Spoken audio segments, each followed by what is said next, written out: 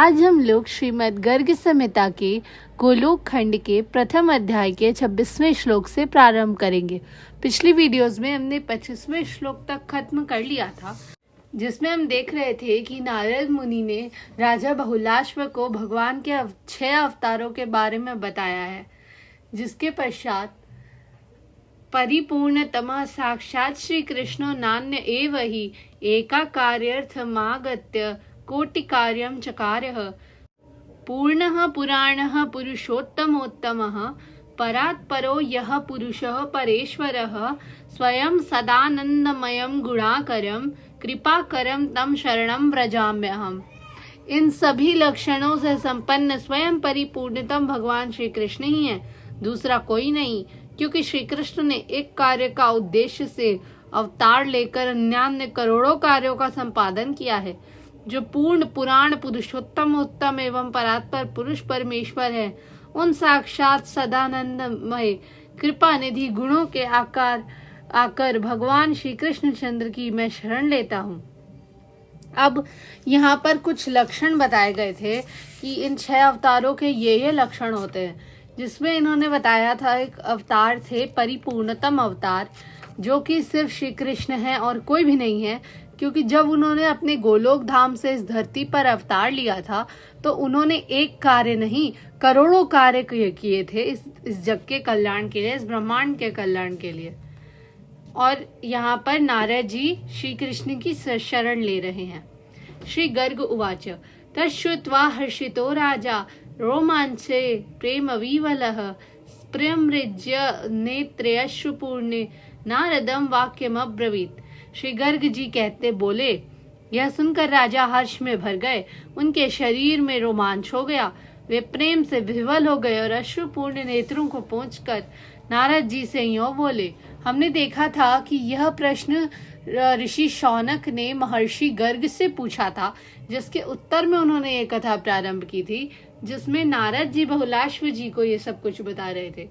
जिसके पश्चात श्री बहुलाश्व उवाच परिपूर्णतमः साक्षात् श्री कृष्णः केन हेतुना आगतो भारते खंडे द्वारावत्यां विराजते तस्य गोलोकनाथस्य गोलोकं धाम सुंदरम कर्माण्य परिमेयानि ब्रूहि ब्रह्मन् बृहन्मुने यदा तीर्थाटनं कुर्वन् क्षतजन्म तपः परः तदा सत्संगमेत्याशु श्रीकृष्णं प्राप्नुयान्नरः। श्रीकृष्णदासस्य च दासदासः कदा भवेयं मनसार द्रक्षितः यो दुर्लभो देववरैः परात्मा समे कथम गोचर आदिदेवः। राजा बहुलाश्व ने पूछा, महर्षि साक्षात परिपूर्णतम भगवान श्री कृष्ण चंद्र सर्वव्यापी चिन्मय गोलोक धाम से उतरकर जो भारतवर्ष के अंतर्गत द्वारिकापुरी में विराज रहे हैं, इसका क्या कारण है? ब्राह्मण उन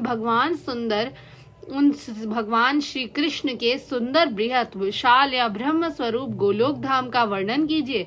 महामुने, साथ ही उनके अपरिमेय कार्यों का भी कहने की कृपा कीजिए। मनुष्य जब तीर्थ यात्रा तथा 100 जन्मों तक उत्तम तपस्या करके उसके फल स्वरूप सत्संग का सुअवसर पाता है, तब वह भगवान श्री कृष्ण चंद्र को शीघ्र प्राप्त कर लेता है।